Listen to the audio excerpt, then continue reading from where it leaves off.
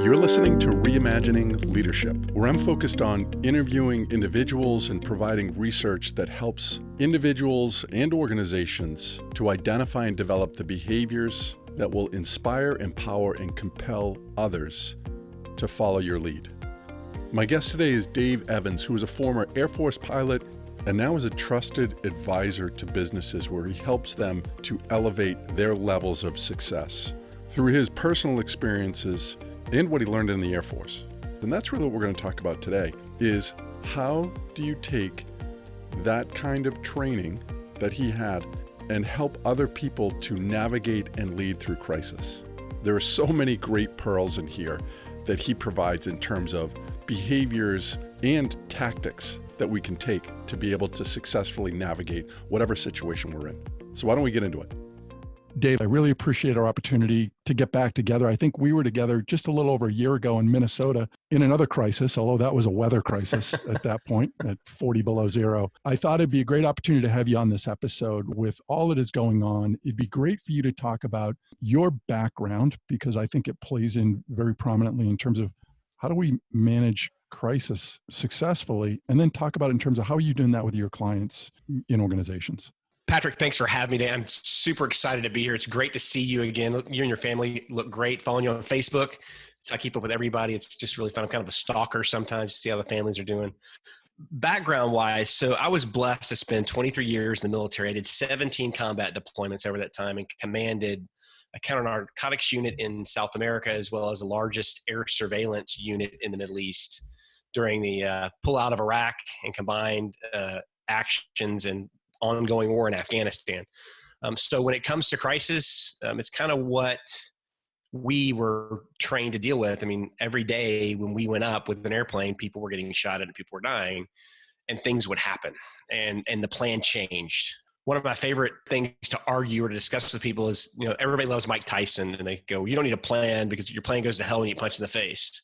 What I like to tell people is when you get punched in the face is when you need a plan, because that's when you know where you're headed and where you're supposed to be and how to get back on track, right? Plans can be adjusted, plans can happen, but I think the biggest thing for leadership and for everybody, when something happens, as an old pilot, hack the clock. And what I mean is don't react. Unless somebody's dying right now, you don't react.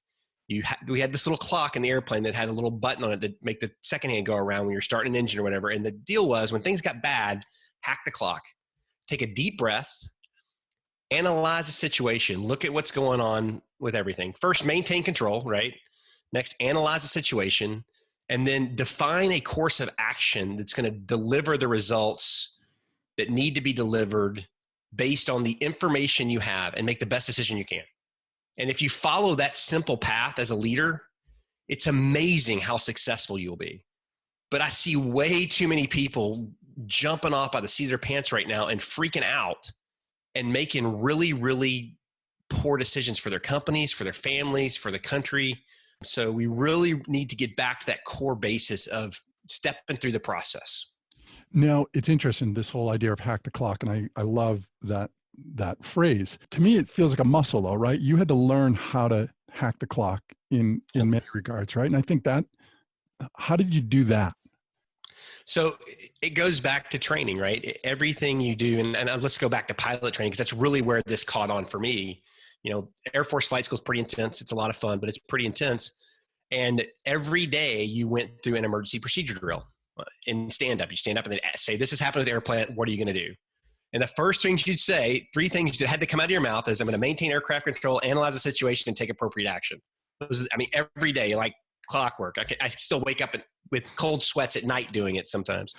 But the whole point of that was to make us, when things are going really bad, to be able to react in an appropriate, non-emotional manner to get the airplane safely on the ground without hurting ourselves or somebody else. And that's really where that core training and really phrase caught hold with me, because it was just every day for a year we were doing this.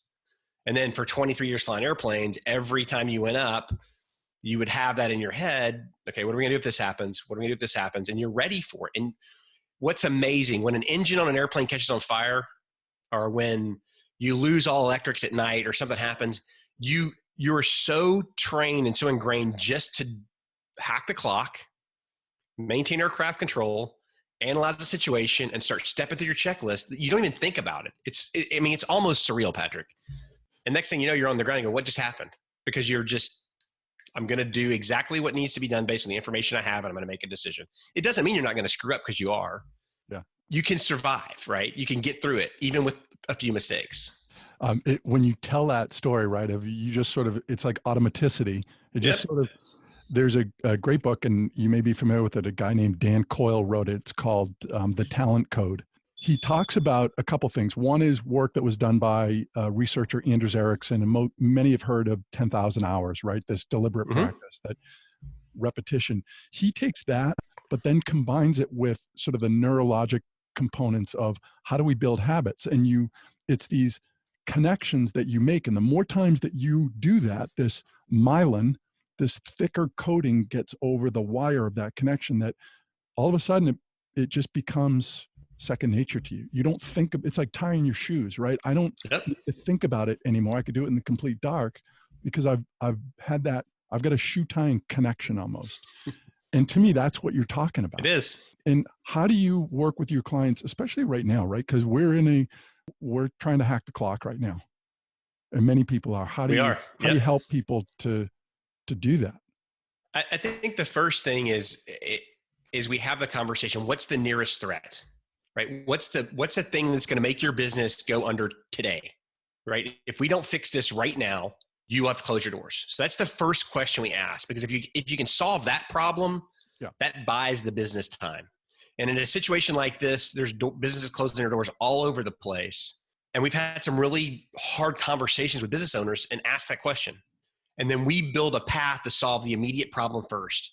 And from a flying standpoint, it's called boldface. What's the boldface you have to do right now? The action you have to take right this minute to keep from crashing the plane.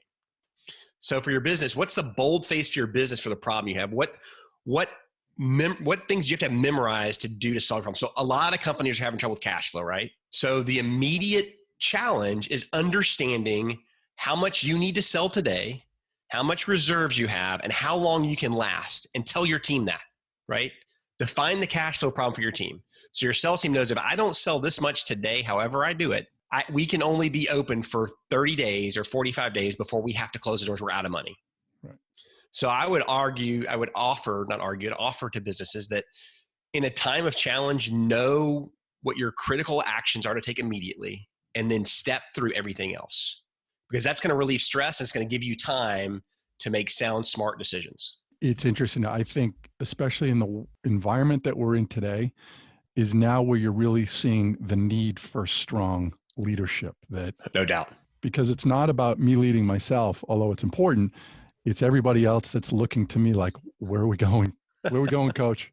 That's a great statement, and it's true. And I think strong leadership can be misinterpreted, right? You don't need to be overbearing. You don't have to be completely outgoing. You have to over communicate with your team. Let them know you have a plan, and let them know what steps they need to take to make sure we execute the plan, and be there for them to answer questions. I think, I was debating whether or not to share this story today, but I'll share it shortly. When I took over the surveillance unit in the Middle East back in 2011, we were in the middle of pulling out of Iraq, and we were running 24 hours of surveillance every day over Afghanistan. So to say that we were overtasked was an understatement. And that was what was handed to me when I took command of this organization. We had 5 less crews than we needed and 4 less airplanes to accomplish a mission based on the planning documents, right? And the wing commander walked up to me as soon as I took the guide on. He said, "Snapper, I don't really care what you say. I know you don't have what you need, but you have to figure it out. You don't have a choice. You and your team have to figure it out." And it was an interesting thing happened. And this is what I want to share. I wasn't smart enough to solve that problem by myself, because we were dealing with an aircraft maintenance problem. We were dealing with a supply challenge because the airplanes were braking faster. We were dealing with an overworked crew problem with hours and tiredness and just exhausted. So we sat down as a team, and I said, "Look, this is what we're being told to do. We don't have another option. I throw everything out the door. I want you to figure out the best way to the maintenance officer. You tell me how you can best employ this aircraft, which doesn't kill your people. If you could do it your way, what would it be?" for the director of operations.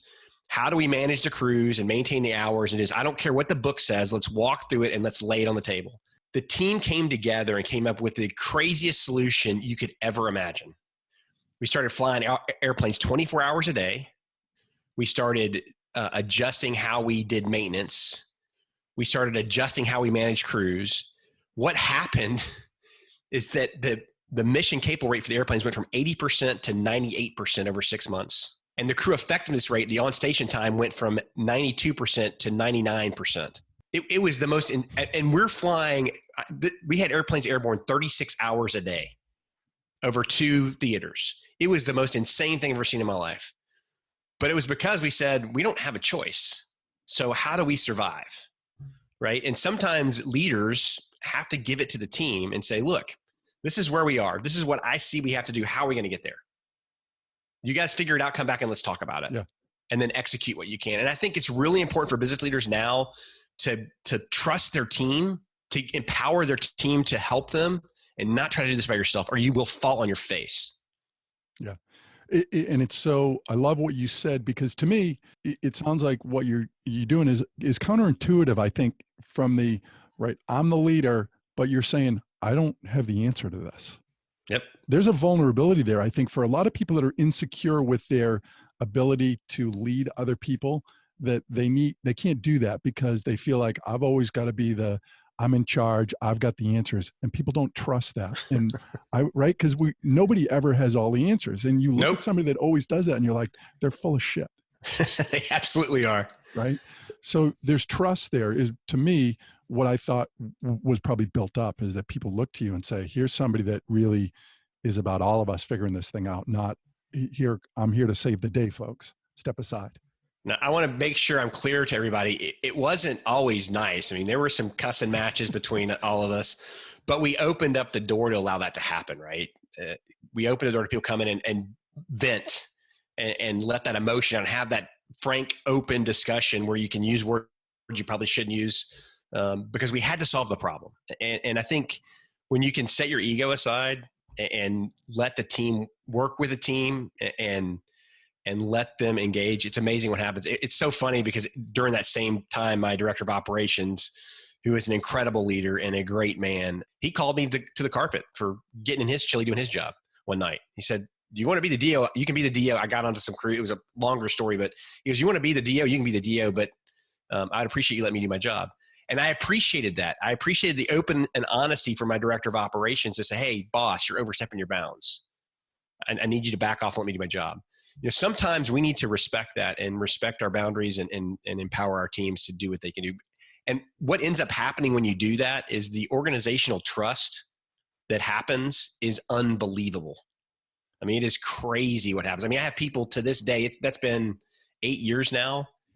And if I go to the Air Force Base here and go to the store to pick up groceries and I see somebody, they'll come up and, no kidding, they hug me. It's the craziest thing in the world. And I never knew the impact we had on that deployment. It's crazy. When you're talking about somebody coming to you, and really to me, that sounds like this idea of radical candor, right? Somebody's just like, look at there's trust there though, to be able to have that conversation. I would say that I see this more often now, and not more often now in regards to, since we've gone into this situation that we're in, is that to me, one of the easiest ways to prolong a conflict or a disagreement with somebody is to talk about them rather than to them. Oh, absolutely. So what is the standard mode of operation today? Oh, so-and-so didn't do what they're supposed to. I'm going to post it on Facebook with a picture. Now I'm using my Oklahoma accent because it's happening around here all the time. So-and-so was at the golf course. I can't believe they did this. Oh, I can't believe that son of a gun did this either. This is what we're dealing with. And I look at my wife, I'm like, why don't you just call them and go, hey, what are you doing, man? Come on. I mean, let's be civil adults and let's have a conversation. And I may not agree with you and you may not agree with me, but let's just have a conversation. So George Washington wrote a book called The Rules of Civility years and years ago. And what's funny is growing up, it's one of the things we had to do in high school. We got in trouble, was write a copy of the rules, right? But we have lost civility in our country. We have lost civility with other people. It's always about, I'm going to stomp on you. I'm going to beat you. I don't care about you. You know, if you're not my friend, then I'm going to post this. I'm going to do that. No, stop. We have to get back to that core value of agreeing to disagree, of being civil, and appreciating different perspectives. That sounds so simple. I mean, it really is. It's like common sense. To some people. The rules of common sense. It is. But I would agree. And I think this environment could force people into that of, we need each other. We are not getting through this on our own. And this idea of self-made, of people that have done it on their own, that's BS. Nobody makes it on their own unless you made the road you drive on, the car you're driving in, the house you live in, the food that you're eating. We can't do it all. We need each other. And to me, this is a screaming example of, we're not getting through this without each other. I've been asking this question a lot over the last 2 weeks, and it's very simple. What would happen if we all decided to collaborate? Instead of compete, what if we, as business owners, we started to collaborate for the good of the country, for the good of our business? How much would your business grow? What kind of sticky relationships would you build that could get more stuff done more efficiently with less hassles? I mean, what would happen if we all stepped up and said, you know what, let's figure it out together? Now, I'm going to say something right now. There are companies in America right now that I am just super proud of. I mean, they are stepping up and solving problems just like we expect every American to do. And it makes my heart happy. But we all need to start thinking that way. We all need to start finding solutions together. We all need to stop fighting the evil governments in this. And they're not. They're dealing with a crisis, and they're trying to figure out the best way to save as many lives as they can with the resources we have. And we all need to realize that. So I guess going back to you being in an aircraft and the electricity goes out, the electrical panel goes out, you're not blaming somebody at that point. We need to figure out how we're going to get through this. Yes. And I think one thing that I offer there is that there is a process you can follow as a business owner that will ensure that you do that. Right. And the team needs to embrace that. So you plan, right? You build your business plan, then you execute, and you deal with challenges of that plan along the execution path. And when that execution phase is over, you sit down and you debrief. You don't debrief while you're executing, right? You go through the execution, take notes, let it happen as long as it's safe and nobody's going to die. That's my rule. If you're going to die, then probably need to stop right now. And then sit down afterwards and have the post-mission debrief and take the gloves off and have a frank discussion and make adjustments to your plan the next time. We don't do that. We are planning, executing, and debriefing at the same time. And we're threatening and we're doing everything else. And that doesn't work effectively for teams. You talk about debriefing, and I think was that the after action review? Is that, so, essentially? Yes. Essentially, yes. For a big operation after action review. For a flight, it was a matter of you land, you go into a room, and you go over what happened during the mission. And I remember having this conversation with you over a year ago, and you were talking about your transition into civilian roles. Yes. You know where I'm going with this. I do. Keep going. I'd love for you to talk about that, because I think that's so important as it relates to teams. And I'll use the word vulnerability or honesty or transparency, the ability to have very necessary conversations around how do we get better because of the crisis we're in. Yeah, this is one of the hardest things that I've dealt with, and I'm still really dealing with it as far as leaving the military. It's the team concept, right? It was never personal. When somebody came up to me and said, "You suck today flying," okay, why'd I suck? Right? And you'd have that discussion, or you didn't do this right. Okay, when I started working with the companies, I would have those discussions. And I would have owners get livid pissed at me. I mean, they were like, who do you think you are? And I wasn't being mean or intending to be rude or anything else. They just weren't used to having those frank conversations. Yeah. Because they had been told their whole life how good they were, and they weren't really that good. But they could have been a lot better if they were willing to have those tough conversations. And in some cases, it turns into an argument. And it was really hard for the younger people in the organization because they were looking for guidance and mentorship, and the owners weren't doing that. So it created a challenge that we've continued to work through and kind of softened our approach with companies we work with, because we understand that passion can be misinterpreted.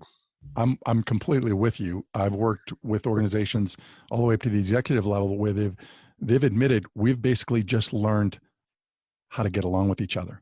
Yep. Not really have the difficult conversations. We know what things not to talk about, but as a result of that, they're not where they need to be because they've missed that component of, we need to have these conversations. And I think that is so important in the environment we're in right now, is that we need to be able to have, I think, very frank conversations, but in a way that we can say, look, this is about being hard on the problem, not on each other. I think too oftentimes is the work that I do around conflict is that we become aggressive on each other and we forget about what the issue was. We start name calling, we make it personal, and it's not personal. I mean, it's okay to struggle at your job sometimes. And it's okay to be told you're struggling. Like, you did this report and you had 15 errors, and these are the errors you had, and here's how I would suggest you fix it. Some people will take that personally. Some people will deliver it in the tone that you suck, right? And then you put people on the defensive. I think one of the things it goes back to civility. How do you present a problem to somebody without offending them, without making it personal? Right. And everybody's different. Because I can have that conversation with one individual in a very frank manner, but there's a lot of trust there. And somebody else that may need the same message can be told, but it just needs to sound a little. Well, and you hit a key word. If there's trust there, it's a lot easier to have that conversation. Sure it is. A lot easier. What does trust provide? It provides that reassurance that that person that you're talking to is going to do what's right, and they're not selfish in what they're going to do. It's not about them. It's about the team. Yeah. And I think that's the biggest thing with trust is when you make it about everybody else and not yourself, everybody's a lot more willing to listen. Everybody understands you have everyone's best interest at heart, and you're just wanting to do the right thing for the organization. I mean, that's the foundation of trust. Yeah, I would agree. And I think going forward, that's really, from a leadership perspective, is we need that. If I don't feel like I can say what I want to say here, then we're going to miss an opportunity here, because I may have the answer, but I'm afraid that if I do, I'm going to be retaliated against or ridiculed, whatever it might be. So I don't say anything because there's not real trust there. Whereas when there is trust, I can call you out on something, but you know that I'm doing it not to make you look bad or to make myself look better. I'm calling you out on it because we both want to go to a better place. And I think one of the techniques there that helps that for organizations is be private. Keep that as a private conversation. Don't do it in front of the entire team. Don't embarrass somebody. Praise in public, discipline in private, or discuss problems in private. Totally. I think that's probably the easiest way to keep it from getting out of hand. And even, frankly, if you have a shouting match in a private setting, that's okay. It's okay as long as you, at the end of it, you hug and you make up, and it's going to be okay. Like I said, that group that I was talking about back in 2012, we had some closed door shouting matches where we took our rank off because my maintenance officer was a captain. And I said, Matt, when you come to my office and we got to have a discussion, if you close the door, we're taking the rank off. We're going to have a frank discussion because those are your guys. Right. And Matt was great about coming in and being respectful, but getting the point across. Right. Right. So to this day, I still love that kid like he's my son, because he was an amazing leader and an amazing communicator. And we had that relationship where it was okay for him to come in and say the truth, even if I didn't like it. Back to trust as the foundation of this. So as we sort of wrap things up here in regards to teams again in crisis, we talked first about this idea of hacking the clock. Anything else that you think that you would say out of the gate is important for teams to start recognizing that might help them with the situations that they're in? I think everybody needs to recognize right now that we have a world that's struggling. So they need to take a deep breath, choose your words wisely, make sure that you're not part of the problem and you're part of the solution. And that's kind of cliche, but it's really true. Help your team solve problems. I mean, we had 6.6 million people file for unemployment today or in the last week. That's a challenge. So realize your neighbors are struggling, your friends are struggling, your family is struggling. Be compassionate. Don't be rude. Understand everybody's got their own cross to bear. And the thing that concerns me most right now about all of this is people's temperament. Right? We've got to stay calm. We've got to take a deep breath. We've got to make sure we're saying the right things. If not, the stress is going to take as many lives as a disease does, frankly. I totally agree with that. Agree with that. Thank you for that, because I'm in fully embracing the hack the clock mentality. We all have to. Yeah. So. Well, thank you for this, Dave. Again, I appreciate our conversation, and well, it's great talking to you again and seeing you again. You're doing great things. I love reading your articles. So thank you for what you're giving back to everybody. I truly appreciate it. I learn from you every day. So thank you for that. And again, thank you for having me on the show. Yeah. And thank you for our friendship. Things happen for a reason, right? Yes, sir. I would have thought in Minnesota at 40 degrees below zero, we'd be talking today. So it was a fun trip. Yeah, it was a fun trip. Wishing you and your family and everybody in your area the best of health and safety. I'll talk to you. Bye. I love how Dave talked about hacking the clock. And that's one thing that has stood out for me ever since we had our interview. I continually think of that in terms of hacking the clock. And I know in the work that I do, it's often around this idea of practicing the pause. And to me, that was the similarity. His hacking the clock really was about slowing down, right? Not getting panicky. And I think that provides us so much benefit when we think about it in that way, to just slow down and take a moment to sort of figure things out. If you know somebody that you think would benefit from this episode, I'd ask you to forward it on to them. If you haven't subscribed already, please subscribe to the podcast. And it would mean the world to me if you would leave a rating or a comment regarding this or any other episode. Until the next time we meet, I hope you're able to go out there and rise above your best. Peace.